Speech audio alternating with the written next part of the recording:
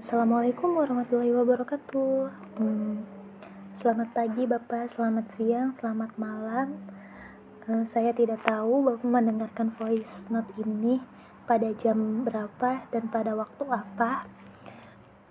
Saya Ismi Sifa Faujiah dengan nomor NIM 1915110132 dari jurusan Komunikasi dan Penyiaran Islam Fakultas Dakwah Universitas Sultan Maulana Hasanuddin Banten.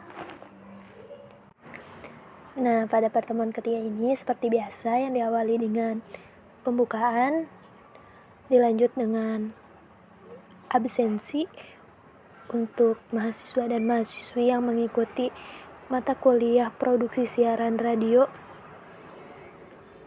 Dilanjut dengan presentasi dari kelompok 1 yang membahas tentang sistem komunikasi.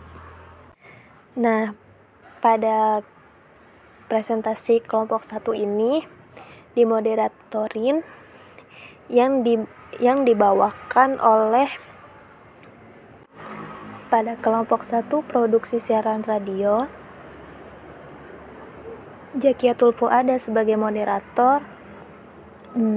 Dilanjut dengan pemaparan 1 oleh saudara Iza Azkiyah yang membahas tentang pengertian komunikasi.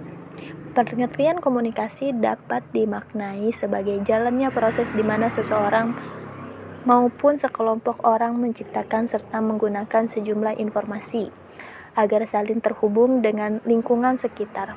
Secara umum, komunikasi dapat dilakukan secara verbal serta dapat dipahami oleh kedua belah pihak berkaitan.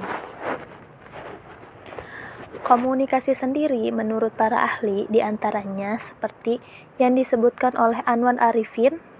Menurutnya, arti komunikasi adalah jenis proses sosial yang erat kaitannya dengan aktivitas manusia serta syarat akan pesan maupun perilaku. Pengertian komunikasi terakhir datang dari Gode yang mengungkapkan bahwa komunikasi merupakan suatu kegiatan yang membuat suatu kemudian ditunjukkan oleh orang lain.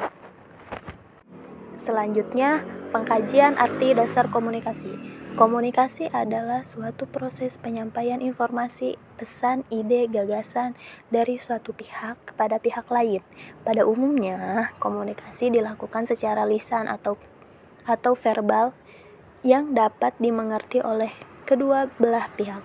Apabila tidak ada bahasa verbal yang dapat dimengerti oleh keduanya, komunikasi masih dapat dilakukan dengan menggunakan gestur tubuh, menunjukkan sikap tertentu, misalnya senyum, menggelengkan kepala, dan mengangkat bahu. Cara seperti ini disebut dengan komunikasi nonverbal. Komunikasi adalah suatu proses yang mengacu pada kegiatan pertukaran informasi atau pesan antara dua orang atau lebih. Agar tujuan komunikasi dapat berjalan dengan baik, maka pihak-pihak yang berkaitan dalam proses komunikasi ini harus mau untuk saling bertukar informasi, sehingga semua pihak dapat memahami satu sama lain. Meskipun pengertian komunikasi di atas terlihat cukup simpel, namun proses komunikasi yang ada ternyata tidak semudah yang kita bayangkan. Nah, jenis-jenis komunikasi yang dapat diketahui antara lain ialah seperti berikut. Yang pertama, komunikasi berdasarkan penyampaian. Dan yang kedua, komunikasi berdasarkan tujuan. Dan yang ketiga, komunikasi berdasarkan ruang lingkup. Dan yang terakhir, komunikasi sebagai berdasarkan aliran. Dilanjut dengan pemaparan kedua yang dibawakan oleh Dwi Fajar Junaidi tentang perkembangan sistem komunikasi. Jika berbicara tentang teknologi, tentunya tidak bisa dipisahkan dengan kehidupan manusia selamanya. Selama peradaban manusia masih ada, teknologi akan terus menjadi hal terpenting dalam kehidupan. Hal yang saat ini sedang menjadi tren dan ramai diperbincangkan adalah teknologi informasi dan komunikasi atau TIK yang mana merupakan salah satu hal terpenting di abad ini. Tidak dapat dipungkiri kalau TIK tidak bisa dipisahkan dari kehidupan manusia, mulai dari anak kecil hingga orang tua, pedagang kecil hingga penguasa besar. Baik disadari maupun tidak, sudah begitu tergantung pada TIK. Melihat apa yang terjadi saat ini, dapat dibayangkan apa yang mungkin dapat terjadi di masa nanti. Jauhnya jarak tidak lagi akan terasa. Kelak komunikasi jarak jauh akan dilakukan dengan hologram 3 dimensi yang begitu nyata. Pekerjaan-pekerjaan manusia akan mulai dikerjakan oleh robot yang bekerja secara otomatis dan mampu belajar dari pengalaman sehingga mampu mengoreksi kesalahan yang dilakukan dengan sendirinya. Teknologi komputer pun akan berkembang dengan pesat. Komputer masa depan akan mampu merespon tindakan-tindakan manusia dan memahami bahasa manusia. Lebih canggihnya lagi, komputer generasi yang akan datang diramalkan akan memiliki perasaan layaknya manusia. Selanjutnya, pengertian, konsep, jenis, dan komunikasi massa dan media elektronik. Pengertian komunikasi massa dapat dijelaskan dari 2 cara pandang, yakni bagaimana orang memproduksi pesan dan menyebarkannya melalui media di satu pihak, dan bagaimana orang-orang mencari serta menggunakan pesan-pesan tersebut di pihak lainnya secara sederhana. Konsep komunikasi massa. Wright Harris 2009 menjelaskan mengapa komunikasi massa diberi label massa. Karena pertama, audiensnya luas, anonim, dan beragam.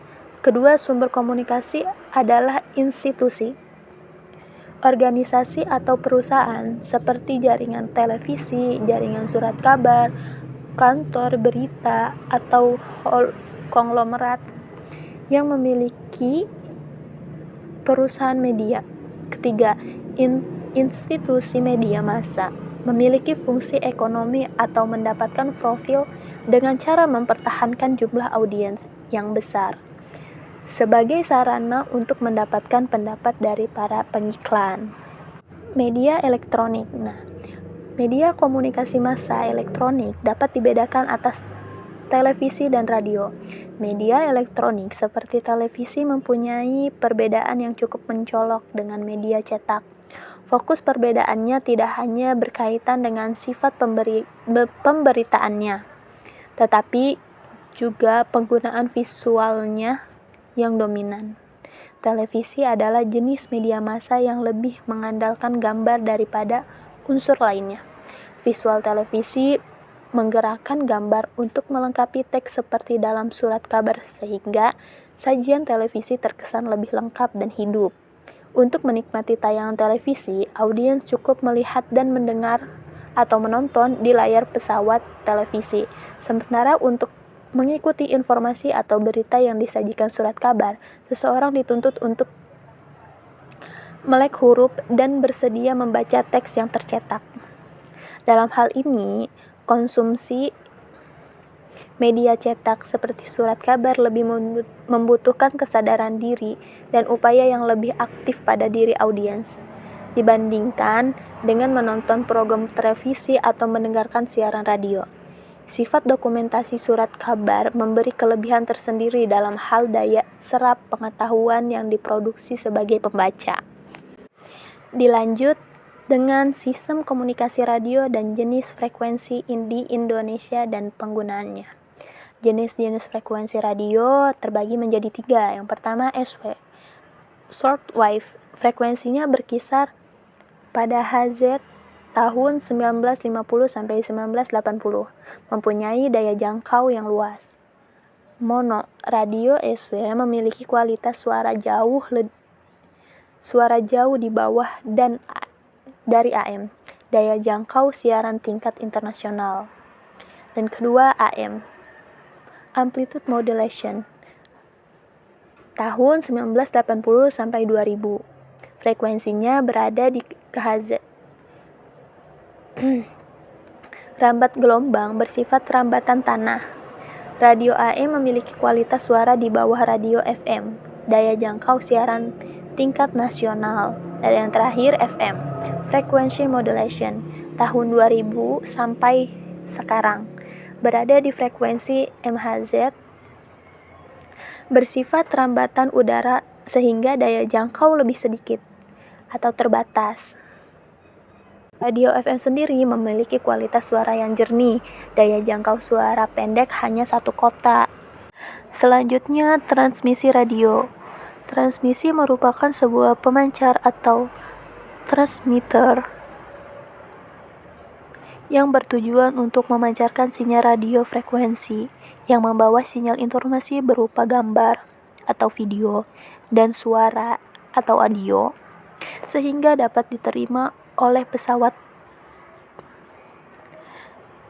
Dalam proses transmisi atau pemancar, suatu radio memerlukan sebuah gelombang di mana gelombang tersebut dinamakan sebagai gelombang elektromagnetik. Dan komponen utama dari pemancar radio adalah yang pertama mikrofon, di mana mikrofon ini tugas dan fungsinya adalah mengubah sinyal dari suatu bunyi menjadi sinyal listrik. Dan yang kedua, alat pemancar radio. Alat ini berfungsi untuk mengubah sinyal listrik menjadi sinyal elektromagnetik yang terdiri dari rangkaian elektronika, yaitu suatu komponen resistor atau transistor dan IC. Dan yang terakhir, antena. Pemancar yang berfungsi adalah untuk memancarkan gelombang elektromagnetik sehingga dapat merambat ke tempat yang lebih jauh. Terakhir, perkembangan transmisi radio. Bibit radio modern sudah ada sejak tahun 1880-an berkat temuan Heinrich. Fisikawan asal Jerman ini berhasil membuktikan keberadaan radiasi elektromagnetik yang nantinya menjadi media transmisi sinyal radio. Namun penggunaan radio baru terlacak pada tahun 1990. Pada saat itu, yang menggunakan radio masih terbatas untuk penggunaan maritim. Radio digunakan untuk mengirim pesan dengan kode Morse dari kapal dengan daratan atau sebaliknya. Terkadang radio juga menjadi media komunikasi antar satu kapal dengan kapal lainnya untuk memastikan koordinasi. Selanjutnya, acara sesi tanya jawab. Dilanjut dengan penutup. Mungkin hanya itu materi pada pertemuan ketiga. Terima kasih. Wassalamualaikum warahmatullahi wabarakatuh.